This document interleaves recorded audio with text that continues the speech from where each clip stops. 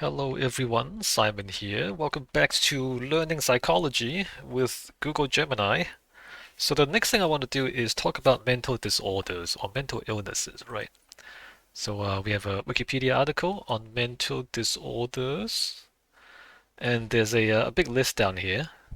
And I might just go through all of them, not in too much detail, but just like take maybe one or two examples from each category and see how they arise from problems with the brain and maybe also problems with other things, right? So taking like a neuroscientific approach to mental illnesses. Now, like mental illnesses or mental disorders, there's a certain stigma around it, right? Like there's a stigma around crazy people, unfortunately. But I think a lot of the stigma comes from ignorance, right? People don't understand why people are weird, right? You see someone behaving in a way that you don't understand, and that creates a stigma. But I think if people understood, there would be less stigma, right? There'll be more acceptance, there'll be more understanding, and fewer problems, I think. I hope. So the reason I'm doing this, really, like talking about neuroscience and psychology, is getting people to understand each other better and just be more kind to each other, if that makes sense. Okay, so let's start with anxiety disorders, right? Uh, Generalized anxiety disorder, social anxiety disorder, panic disorder, agoraphobia, obsessive compulsive disorder, post-traumatic stress disorder. So I'm not going to go through all of these. I think I'm just going to look at anxiety in general, and then obsessive compulsive disorder and post-traumatic stress disorder. Maybe look at those three. Let's see how that goes. All right. What do I say? I say at this point, I want to transition into looking at mental disorders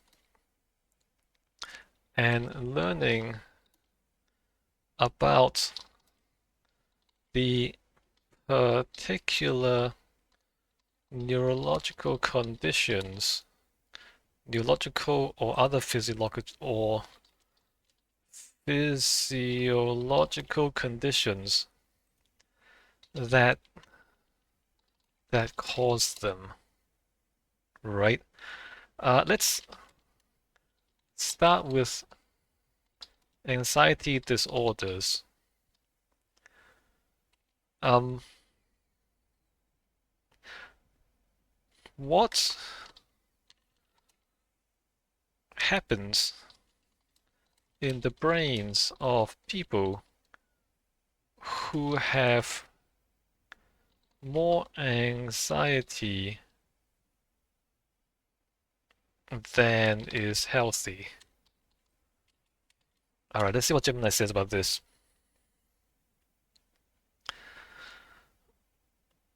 In a healthy brain, anxiety is a temporary state of alert. In an anxiety disorder, the brain's surveillance systems become stuck on the on position. This isn't just a matter of worrying too much, it involves physical changes in the brain structure and the way different modules communicate. Right. So it's not like, oh, you worry about something, you feel you feel anxious. It's that like you're constantly anxious, even when there's nothing to be anxious about, right?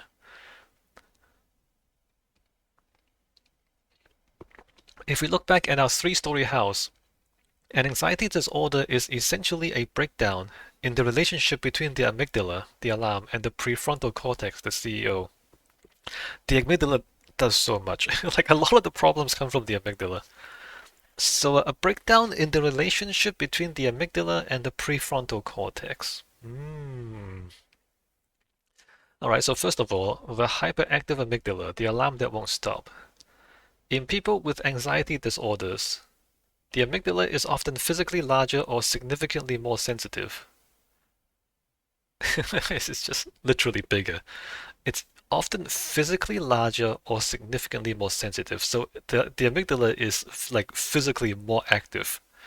The false positive, a neutral event, like an unread email or a look from a stranger, is interpreted as a level 10 threat. So because it's overactive, it is threatened by things that are not actually objectively threatening. The kindling effect, because the amygdala is firing so often, the neural pathways associated with fear become thickened and faster, making it even easier to trigger the next wave of anxiety. Right, so because the way neurons work is the more they're used, the more they strengthen, and the more they, become stronger. And so because the amygdala is always firing, the pathways that lead from the amygdala to the rest of the brain also becomes stronger. And so it's sort of like a feedback loop, right? Number two, the weakened top-down control. In a balanced brain, the prefrontal cortex, PFC, provides a reality check. The email is probably just a reminder, not a firing notice. Right, so you're thinking about what it could be, and what you expect is that you'll calm down because it's not actually that bad. The disconnection in anxiety disorders, the wiring, white matter, between the PFC and the amygdala is often thinner. Wild. Wild. So you can't.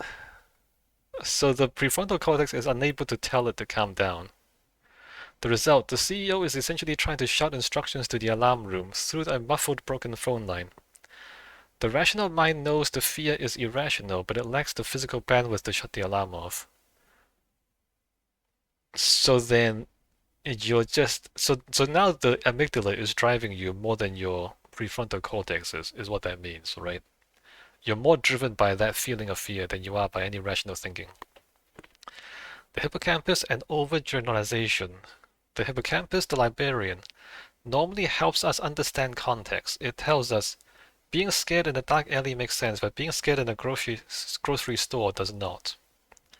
The failure of context. In chronic anxiety, the hippocampus can actually shrink due to long-term overexposure, a long-term exposure to cortisol. So because you're stressed all the time, the hippocampus shrinks. The result is that the brain loses the ability to distinguish between safe and unsafe environments. Every environment starts to feel like the dark alley. Wow, that's crazy. So you're always stressed, and then it becomes easier to be stressed as a result of being always stressed. Like your brain gets used to being stressed, and then it just gets stuck in the stress loop all the time, right? The physiological feedback loop. Anxiety is a whole body disorder because the hypothalamus is constantly requesting stress hormones from the adrenal glands. But then the stress hormones, as we see here, it shrinks the hippocampus, and it also, I think this is also a result of stress. Not sure. But the stress also makes you more prone to becoming stressed, is what I'm trying to say. Uh, Condition HPA axis dysregulation, constant cortisol release, feeling tired but wired and having trouble sleeping.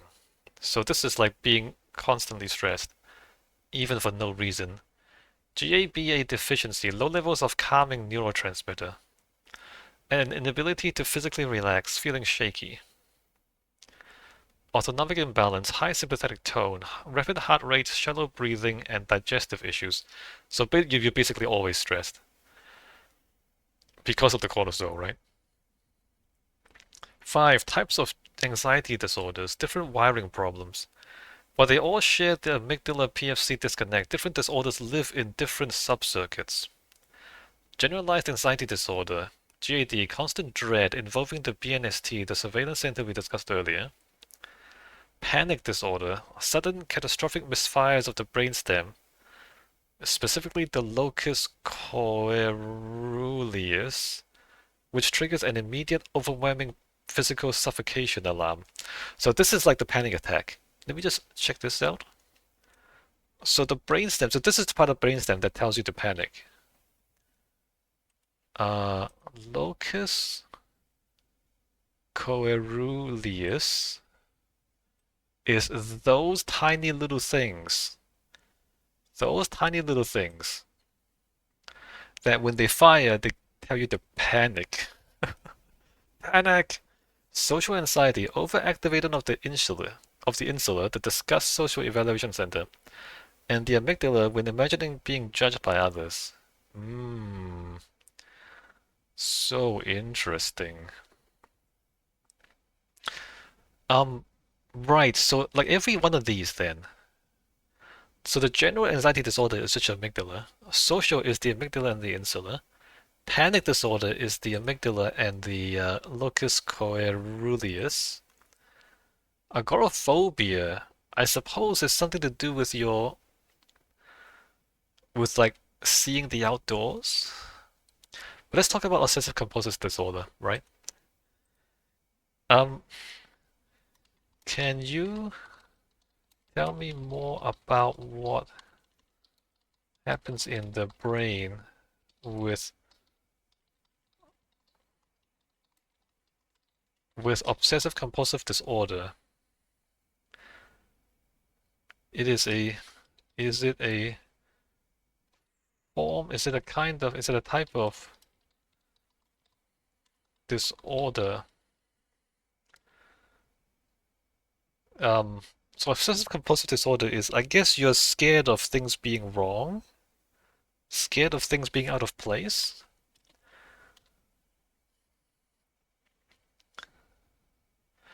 While obsessive compulsive disorder, OCD, used to be classified as an anxiety disorder, the most recent map of the brain, the DSM-5, moved it into its own category. Huh. The reason why anxiety is a fear of the future, OCD is primarily a looping disorder. It is caused by a glitch in the brain's completion circuit. If anxiety is a broken smoke detector, OCD is a broken all clear signal. I mean, it's still related, isn't it? Right, the glitchy loop, the CSTC circuit. To understand OCD, to understand obsessive compulsive disorder, you have to look at the CSTC circuit, cortisol striatothalamo-cortical. This is the loop that handles habits, thoughts, and the checklist of things you need to do. The orbital frontal cortex, the noticer, this part of your penthouse notices a problem. My hands might be dirty. The striatum, the gatekeeper, this area in the basement, basal ganglia, is supposed to filter thoughts. In a healthy brain, it lets a thought through, and once you wash your hands, it sends a job done signal. The glitch in OCD, the striatum fails to close the gate. The job done signal never arrives. The brain gets stuck in a loop, resending the dirty hands message over and over again. Is that what it is? Is that really what it is? Alright, let's look up this link. Michigan Medicine, stuck in a loop of wrongness. Brain study shows roots of OCD. This is 2018, so fairly new study. So like even now, people are making discoveries all the time, and we're learning new things about the brain all the time. So this was only, what is that, 7 years ago. Only 7 years ago was it newly discovered what OCD is. Errors and stop signals, yep. New targets of therapy. So only 7 years ago, people realized that it was the stop signal that was missing that causes the brain to keep looping. So, I mean, if you know someone with obsessive compulsive disorder, like they wash their hands, and then they dry their hands, and then they wash their hands again, and then they dry their hands, and then they wash their hands, like they just they get stuck on washing the hand, and they don't stop. And so it's because the brain doesn't recognize that you've already done something. Disconnected breaks. Yeah. Very cool. Very interesting. The anatomy of an obsession and a compulsion. OCD is a two-part battle between the different modules of the brain. The obsession, the thought. This is driven by a hyperactive orbital frontal cortex and anterior cingulate cortex. The ACC is the brain's error detection center. In OCD, the ACC is screaming error, error, even when everything is fine. The compulsion, the action. Because the error signal won't stop, the basal ganglia, which controls repetitive movements, triggers a compulsion, like washing hands or checking a lock, as a desperate attempt to reset the system. the neurochemistry, serotonin and glutamate. In the three-story house of an OCD brain, the chemicals that balance communication are out of sync. Low serotonin. This chemical acts as the grease that helps the CSTC circuit run smoothly. When it is low, the loop gets sticky, making it harder to move from one thought to the next. But if it's low serotonin, then if you take an SSRI, that should help the symptoms, right? High glutamate. Glutamate is an excitatory chemical. Too much of it in the CSTC loop keeps the neurons firing rapidly, creating that feeling of brain lock or urgent agitation. So there's medication, potentially. How OCD differs from anxiety. While they both feel stressful, the brain activity is different. Anxiety disorder, the primary brain area is the amygdala, fear. An OCD is the basal ganglia. So, I mean, by primary brain area, it means the part that's broken. the part that's broken. The core feeling, I'm worried something will happen. In OCD, I must do this or it won't feel right. The fix, reassurance or escape. OCD, performing a specific ritual, compulsion. So they have to like do it over and over and over and over again a lot before the brain realizes that it's done.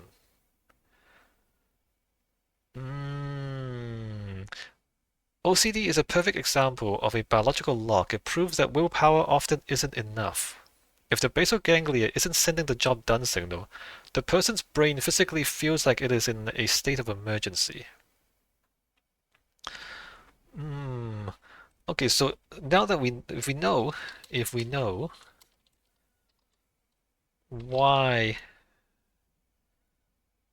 the brain gets stuck in a loop with OCD, does that mean there are better treatments for it?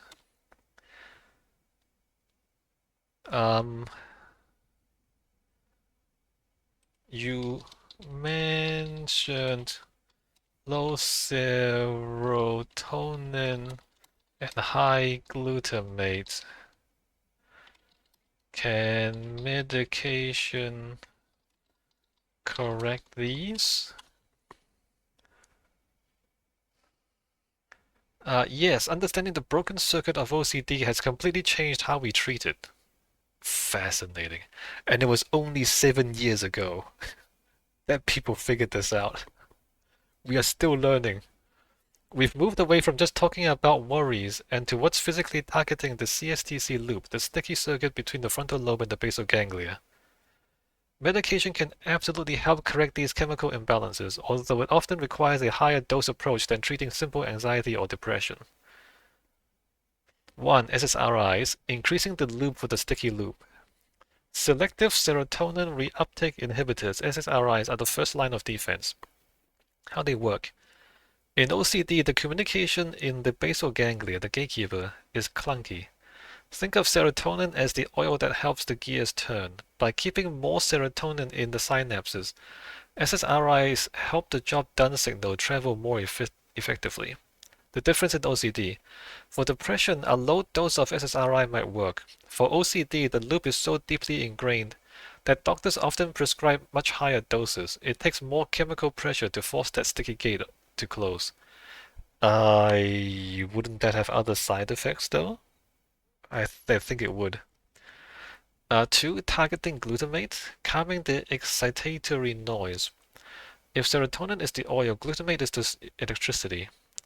In OCD, there is often too much glutamate, meaning the neurons in the loop are overexcited and won't stop firing. Glutamate modulators, medications like memantine or topiramate, sometimes used off-label, work by dampening the glutamate response. Off-label means the drug is not approved for this use, but they prescribe it anyway because they know it works. Like it takes a while for drug approvals to go through the process, right? The result, by lowering the volume of the glutamate signal, The brain stops screaming error quite so loudly, making it easier for the person to ignore their obsession. Fascinating. The ERP therapy, rewiring the circuit manually. While medication addresses the chemistry, exposure and response prevention, ERP therapy addresses the hardware, the neural pathways. This is considered the gold standard for OCD. The exposure, you intentionally trigger the obsession, for example, touching a dirty doorknob. The response prevention, you physically prevent yourself from doing the compulsion, you do not wash your hands. The brain shift, at first the amygdala and ACC go into a full-blown panic. Oh good, you're gonna torture this person. So you're basically torturing this person. But if you wait long enough without doing the ritual, the brain experiences habituation. The prefrontal cortex, the CEO, essentially learns, wait, I didn't wash my hands and I didn't die. I don't know if that's a good thing. Physical change, over time, this weakens the looping pathway and strengthens the inhibitory pathway from the CEO to the gatekeeper. I mean, yes, I can see how that would work, but it does involve triggering the amygdala and the ACC into a full-blown panic. And I don't know if that's a good thing. Like, yes, I can see how that works, but is it a good thing to do that to someone? Hmm. Alright, 4, the nuclear option. Deep brain stimulation, DBS. In very severe cases where medication and therapy fail, doctors use deep brain stimulation. The procedure, they implant tiny electrodes directly into the striatum, the gatekeeper. They literally like stick a needle into your brain. The effect, by sending a constant tiny electrical pulse, they jam the glitchy loop, much like a noise-canceling headphone jams background noise. This allows the prefrontal cortex to gain control. Yeah, so this is potentially dangerous. So they don't do this except as a very last resort. So in very severe cases where it cannot be treated, in very severe untreatable cases, this is the last resort, is they physically put electrodes into your brain to override the part of your brain that's broken. Which is, again, it's an option. I just don't know if it's a good option, right? I mean, if nothing else works, then I guess that's what you do. All right, very interesting. So let's talk about PTSD next. Because PTSD is another one of these things that it happens to people quite easily. I also want to learn. I also want to learn about post-traumatic stress disorder.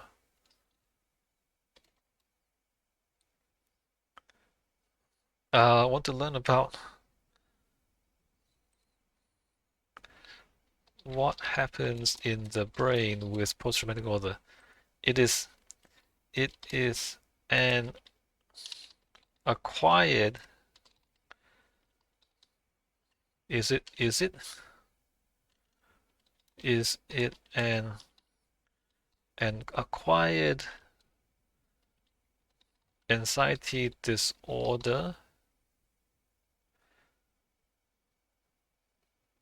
Let me just not ask too many leading questions and let Gemini answer.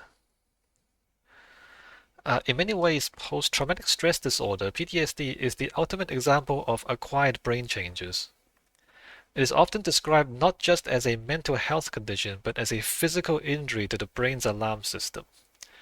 Yeah, so you can acquire brain changes, you guys. So when you're exposed to certain experiences, those experiences change your brain, and in extreme circumstances, they can change your brain in a way that breaks you.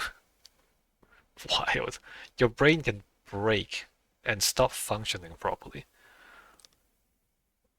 While it shares traits with anxiety disorders, PTSD is unique It is born from a specific event that rewrites how the brain processes time, memory, and safety. Wild. So interesting. Again, the amygdala, the alarm that won't turn off. In PTSD, the amygdala, the smoke detector, becomes hyper-reactive. It's no longer just sensitive, it is on fire. Right, so it's like it's always active, or it becomes active very quickly. The flashback. When a person with PTSD encounters a trigger, a sound, smell, or sight associated with the trauma, the amygdala triggers a full-scale survival response as if the event is happening right now. The high road versus low road. The low road, instant fear, becomes so dominant that the high road, logical processing, can't even get a word in. Right, so the amygdala is firing so powerfully that it overwhelms everything else. Kind of like a panic attack, I guess. The hippocampus, the broken timestamp. This is the part of the brain that makes PTSD different from standard anxiety. In a healthy brain, the hippocampus, the librarian, puts a timestamp on memories. This happened 3 years ago. It is over and I'm safe now. Right. So, right. So the hippocampus is the part that manages your memories. The glitch. Trauma involves such high levels of stress hormones like cortisol that they can actually be toxic to the hippocampus. Oh my god. Cortisol destroys the hippocampus. In many people with PTSD, the hippocampus is physically smaller. Wow. You get so stressed that your memories stop working. That's crazy. The result, the brain fails to file the trauma as a past event. Instead, it remains a live file. That's why a flashback feels like reliving the event, not just remembering it. That's amazing. So it's not you're not just okay. So you're not just remembering the trauma. I mean, you are remembering the trauma, but you're remembering the trauma in a condition where your hippocampus can't tell whether it's happening right now or happening in the past. Because the hippocampus has been damaged by cortisol, which is the stress hormone. So you were stressed so much that it damaged your hippocampus, and then you created this memory of the trauma that doesn't have a proper like time associated with it. That's amazing. And in a lot of ways terrifying that that can happen. The prefrontal cortex, the fading CEO in PTSD, the prefrontal cortex, the CEO, shows significantly decreased activity. So you just stop thinking. I mean, you stop thinking rationally, and the panic just takes over. Loss of regulation. The CEO's job is to tell the amygdala, calm down. That car backfire is just a car, not a gunshot. The disconnection. In PTSD, the telephone wire between the CEO and the amygdala is essentially severed. The rational mind knows it's 2024 and they're safe, but the lower brain doesn't receive that message. 2024. By the way, Gemini's data was trained from 2024. So any new discoveries after the training cutoff, Gemini would not know about. So any discoveries that happened this year, Gemini would not know about. Just to point that out. So right, so the amygdala is firing and your prefrontal cortex is not doing anything. The body, the window of tolerance. PTSD keeps the body's autonomic nervous system in a state of high alert, hyperarousal, or shutdown dissociation. Hyperarousal, sympathetic NS, jitteriness, exaggerated startle response, insomnia, irritability. Dissociation, parasympathetic, dorsal vagal, feeling numb, spaced out, or disconnected from the body. So one is stressed and the other one is just giving up, right? The PTSD brain map.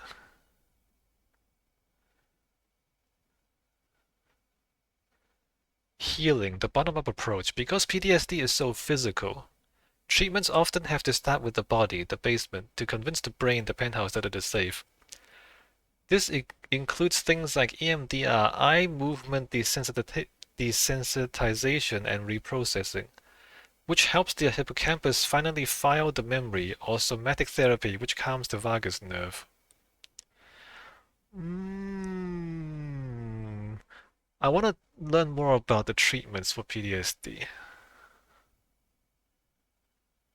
Because how do you, if the hippocampus is physically damaged,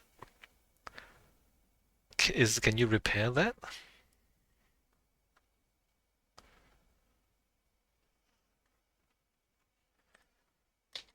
Tell me more about effective treatments for PTSD. More effective known treatments for PTSD. If the hip hippocampus is damaged, can it be healed, repaired? Can it be repaired?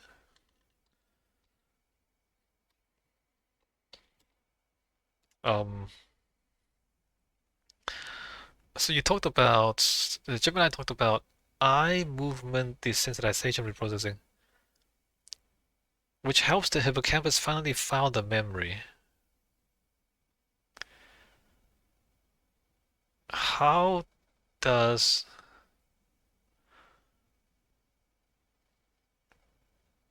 how does EMDR or other ways to properly process traumatic tra traumatic memories work?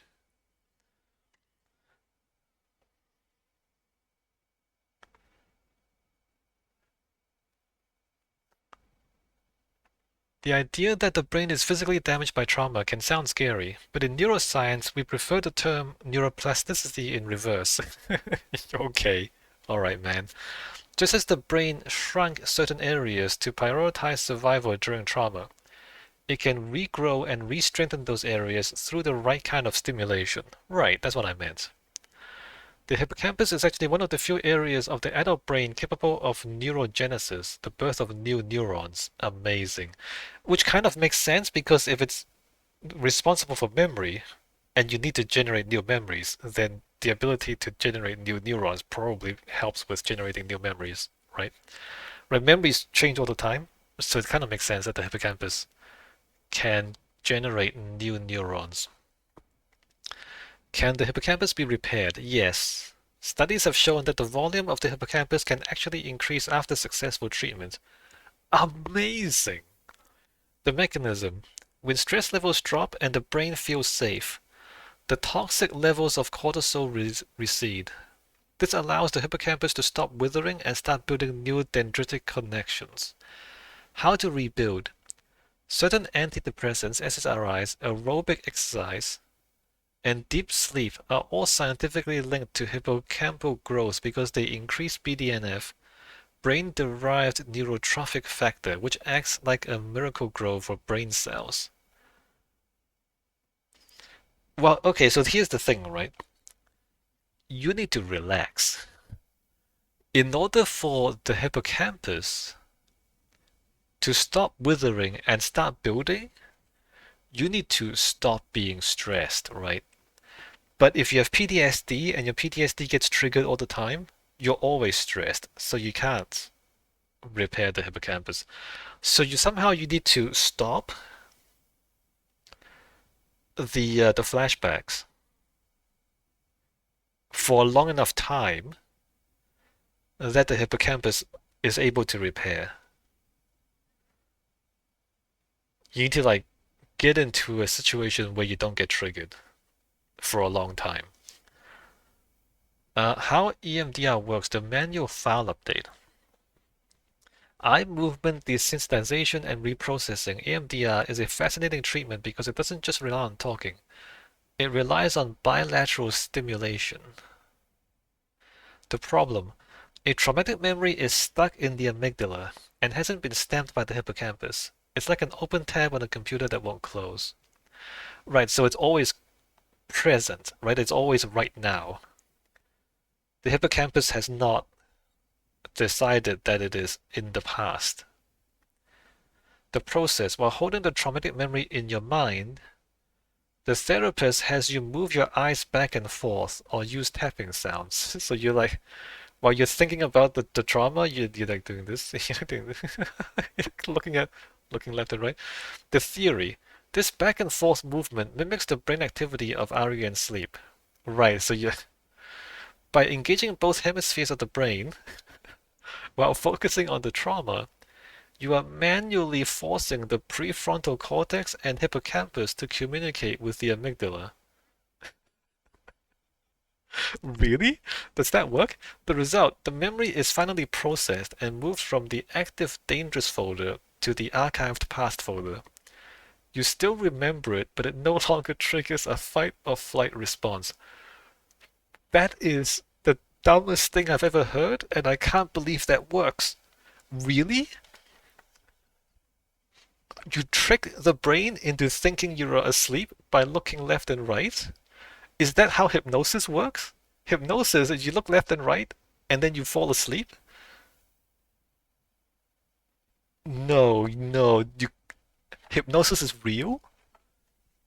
Okay, come on. No, this is the government website. This is the government website. Eye movement desensitization and reprocessing EMDR therapy. Editor's note. The patient cases presented in psychotherapy rounds are composite cases written to illustrate certain cases. This is not an actual case. Eye movement desensitization and reprocessing is a specific treatment modality that utilizes bilateral stimulation to help individuals who have experienced trauma. This stimulation can occur in a variety of forms, including left-right eye movement. Hypnosis, you guys. Tapping on the knees, right? So you like alternate between the left and right knees, or headphones, or handheld buzzers, known as tappers. So whatever it is, you just do something that alternates between left and right, which causes the signal in your brain to alternate between left and right. No. Uh, this type of psychotherapy allows the individuals to redefine their self-assessment and responses to a given traumatic event in 8 defined steps. No, but look, it redefines their self-assessments. It's actually hypnosis. They've made a scientific process for hypnosis. It's not a parlor trick.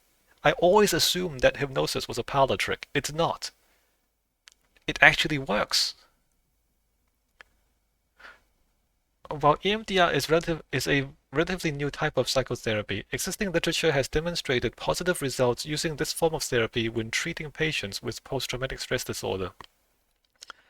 By utilizing eye movements to detract from negative conceptualizations as a response to a specific trigger, while reaffirming positive self-assessments.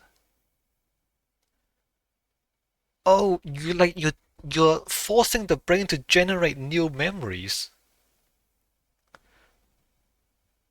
So you're consciously thinking a certain thing, and then you do this, and you're writing those thoughts into memory as you do this. Right? You're reaffirming positive self-assessments while you're doing this, and that writes the positive self-assessments into your memory. Research indicates that EMDR could be a promising treatment for mental health issues other than PTSD, including bipolar disorder, substance use disorders, and depressive disorders.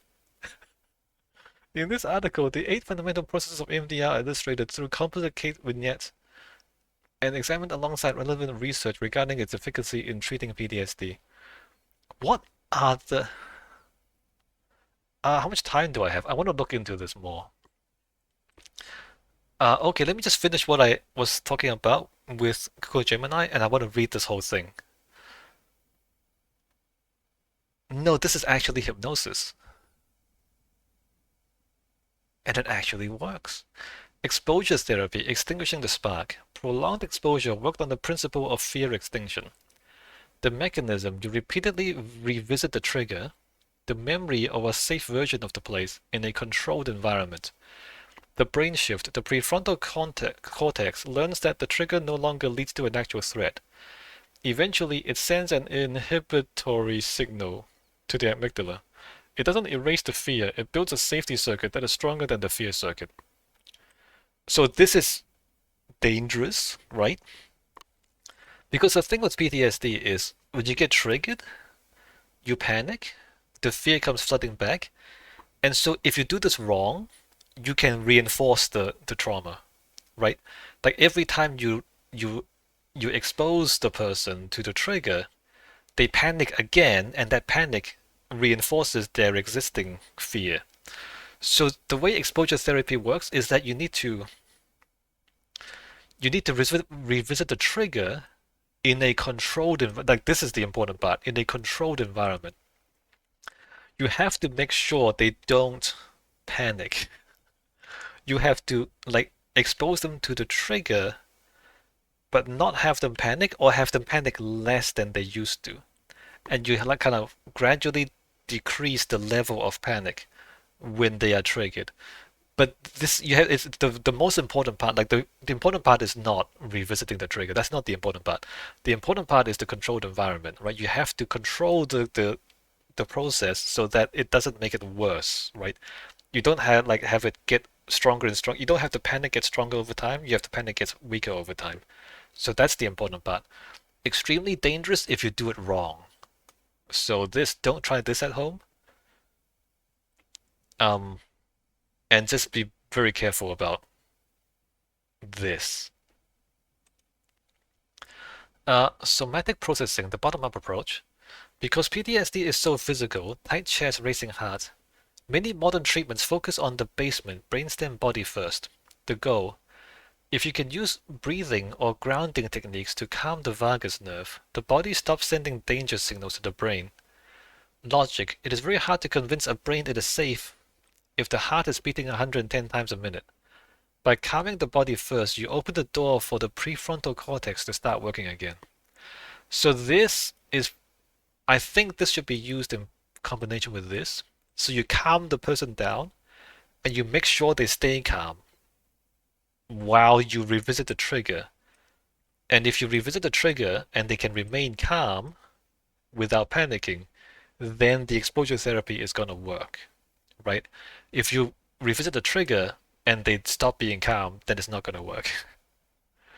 So yeah, so it's important to be careful how you do this. Okay, let's talk about this. This is so interesting.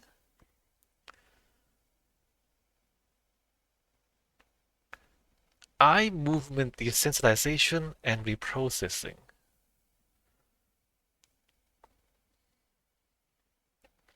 Right, so this is a repeat of what we've read. Patients are asked to rate their negative self-assessment on a subjective units of disturbance scale, which ranges from no disturbance to worst disturbance, at the beginning and end of EMDR treatment. I mean, okay, it's self-assessed though. Although I don't know how you do it without self-assessment. I guess you can, I don't know, measure their stress levels. Patients are also asked to rate their alternate positive self-assessments from totally unbelievable to totally believable. The 8 stages of EMDR are patient history, preparation, assessment, desensitization, installation, body scan, debriefing and closure, and re-evaluation.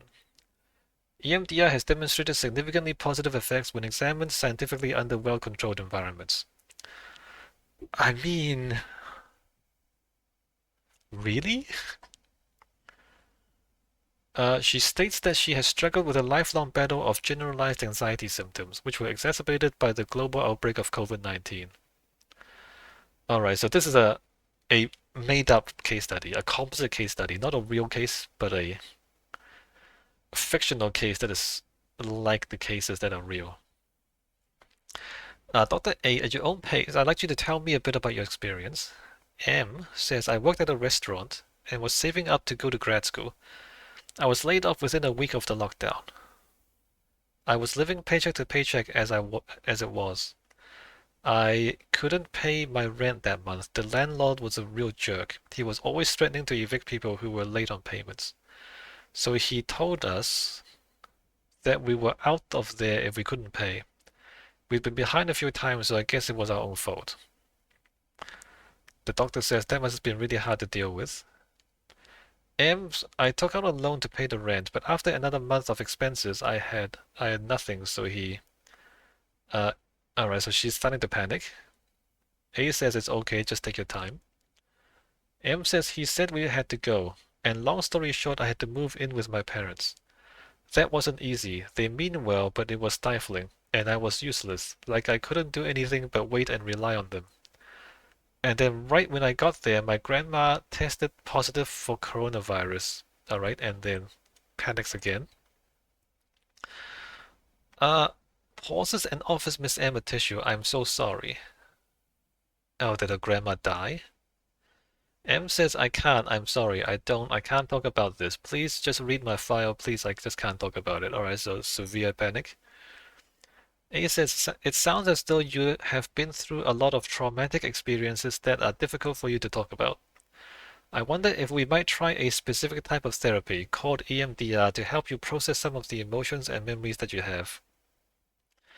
Miss M's grandmother passed away due to the complications from the virus.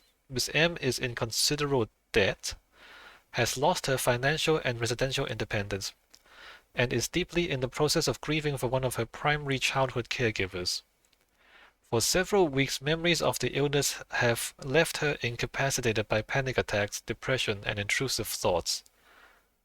She is unable to fully vocalize her experiences without being overcome with emotion. She agrees to learn more about EMDR and begin this type of therapy. Right, so like trauma, panic attacks, and unable to function. Historical and theoretical foundations of EMDR. EMDR was originally created by Dr. Francine Shapiro, whose fascination with neurological pathways led her to explore catalysts through which to rebalance the nervous system. This, she posited, would cause a disruption in the information that is dysfunctionally stored in the nervous system. This link between neurodisruption and dysfunctional information storage was inspired by Shapiro's interest in Vietnam veterans afflicted with PTSD.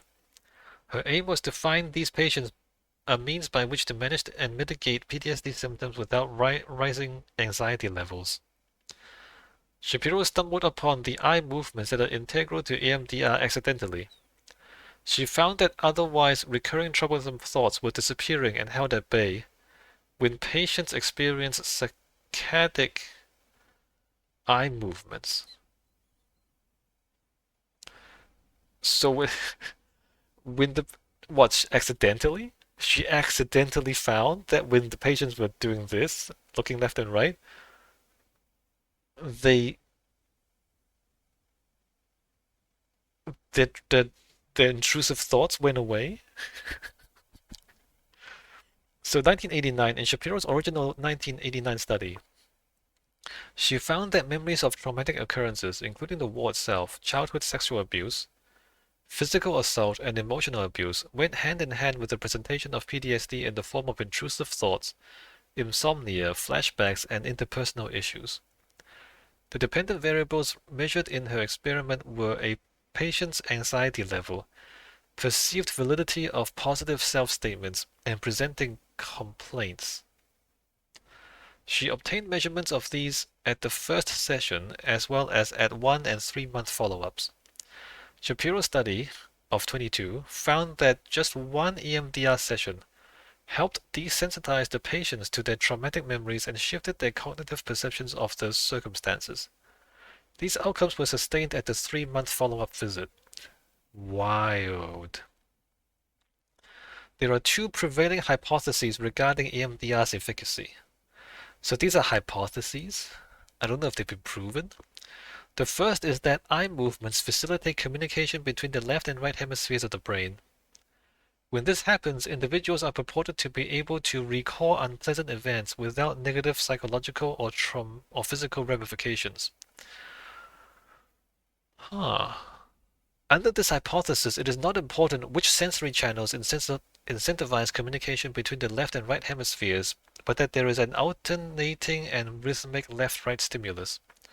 Left-right beeping, tactile stimulation, or visual stimuli can potentially create interhemispheric communication. Right. So this is what Gemini talked about. Is that when you're alternating between your left and right brains, you are better able to control the intrusive thoughts. The second hypothesis is that EMDR places a stress on working memory during recall experiences. Working memory is a function of short-term memory that provides temporary storage and manipulation of the information necessary for cognitive tasks such as language comprehension, learning, and reasoning, while long-term memory contains inactive memories and knowledge. While the capacity of long-term memory is extensive, that of working memory is limited. By taxing working memory, EMDR inhibits the negative effects of unpleasant memories on individuals with PTSD. Huh. So you're trying to remember things, but because you're distracted by this, you're distracted by looking at this, you are less able to process the negative memories, and so then it has less effect on you. That's the other hypothesis. Maybe. I mean, maybe. Maybe it's just that, like doing this, you're focusing on this thing, and so I mean, okay, that's what this is. So like you're focusing on this, and so you're less able to focus on the memory, and so then the memory can't take over your whole brain and your whole body. So you can't have the panic attack because you're trying to focus on this, and there's not enough brain power left for the panic attack to hit you. Like you're too distracted by the finger to panic. That's the other hypothesis. And maybe both are happening at the same time. Who knows, right? You're too distracted by the hypnosis to be able to like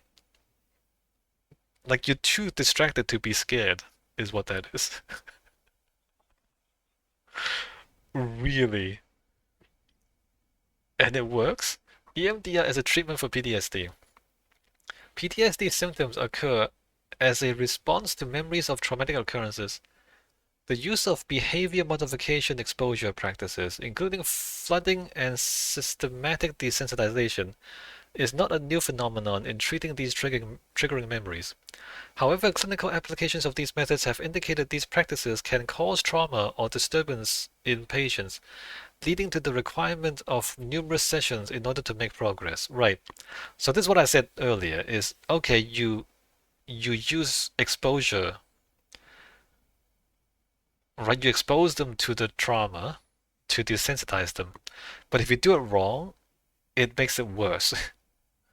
Or it doesn't help if you do it wrong. And so it can take multiple sessions or numerous sessions before you get it right. A 1998 study conducted by Carlson et al. Found that military veterans exposed to EMDR experienced a 77% remission in their PTSD diagnosis within 12 sessions. A remission, so it went away after 12 sessions.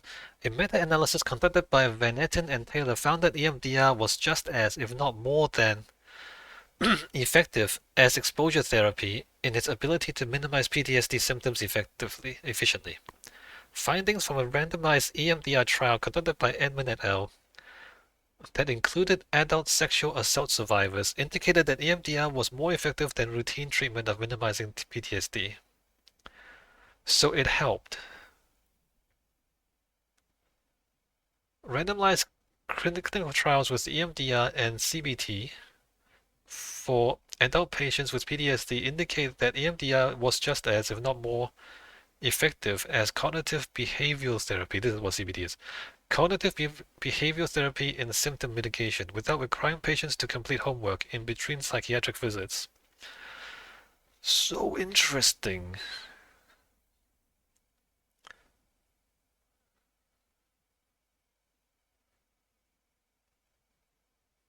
Alright, so there's a lot of previous research. Let me not go through all of them. Neurobiology involved with EMDR. A 2017 study by Bossini et al. Analyzing shifts in the brain following EMDR treatment found no change in brain scans for controls after 3 months, while finding significant changes in brain scans of the EMDR patients. So the brains changed. These changes included increased gray matter volume in left parahippocampal gyrus and a significant increase in gray matter volume in the left thalamus region.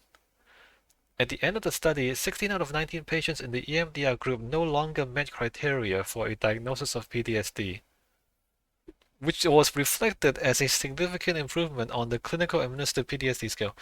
What? Uh, Parahippocampal gyrus.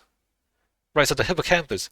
Uh, Google Gemini talked about how the hippocampus shrinks when it's stressed.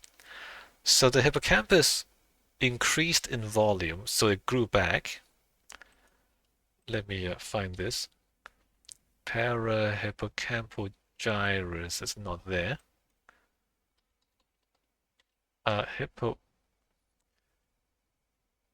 Parahippocampal gyrus?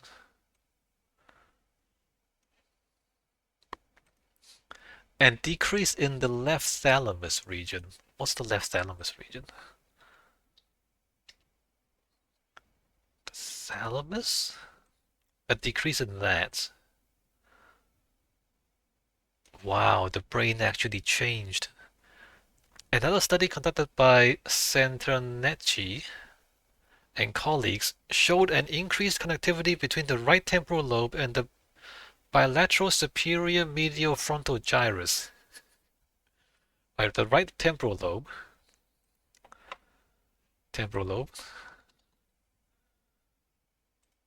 So the right one, this one, and the left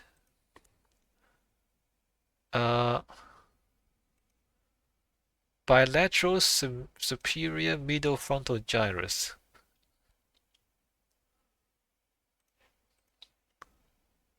Yeah, I didn't think it would do that. Superior, no. I should probably just type in medial frontal gyrus, or just the frontal gyrus. Uh,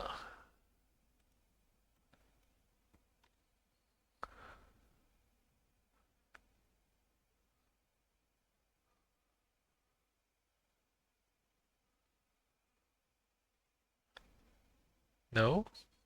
I don't know what it is. Parahippocampal gyrus?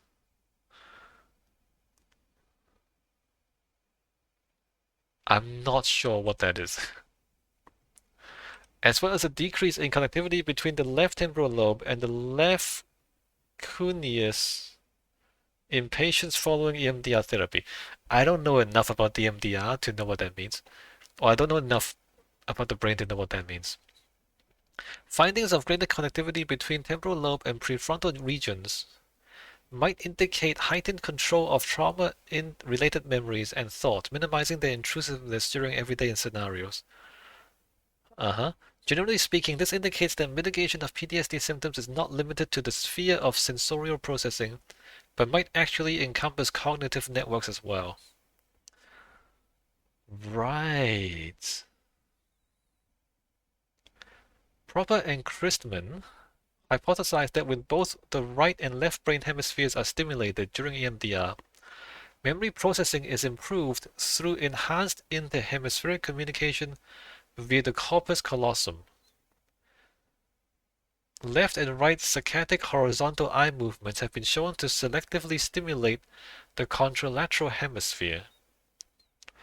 Christman et al. Conveyed that left and right saccadic horizontal eye movements decreased asymmetries in hemispheric activation, resulting in equal activation of both hemispheres.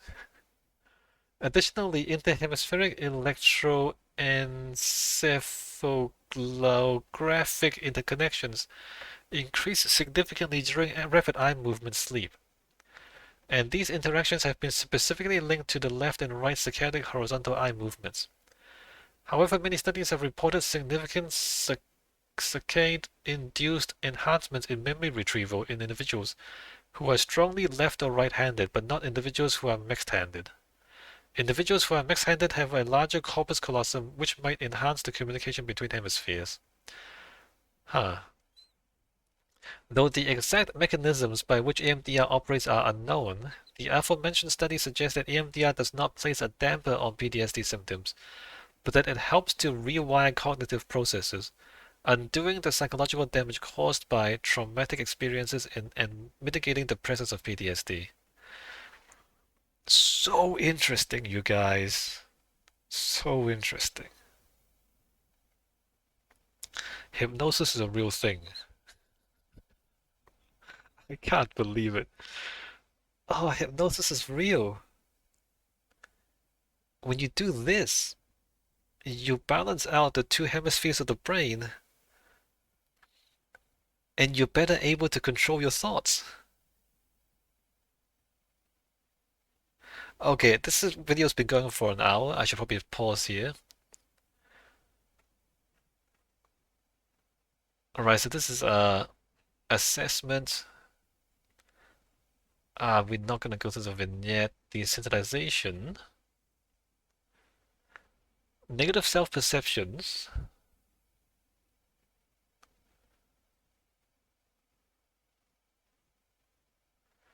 Interesting. So they do the EMDR thing until the patient experiences either two positive or two neutral responses to the targeted event. So they do this, and then they do the trigger. They trigger you, whatever the trigger is, until you don't have the panic response to the trigger. Once two positive or neutral responses are experienced, the therapist will ask the patient to give the memory another SUD rating. This will be done for the targeted event as well as for any other associated disturbances that arise over the course of the treatment. That's it. And then installation. During this phase, the emphasis is placed on the positive belief that the patient has already decided upon. Once the negative self-belief has been reprocessed as an illusion, this positive belief is reaffirmed as the truth.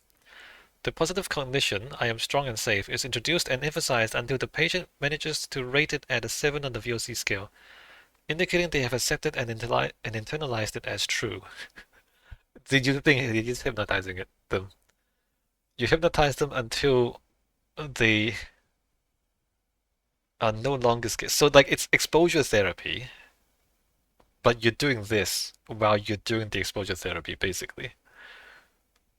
And then you also internalize the positive thoughts that they have decided on. And then you scan the body to see if the physical changes actually take hold. And that's it?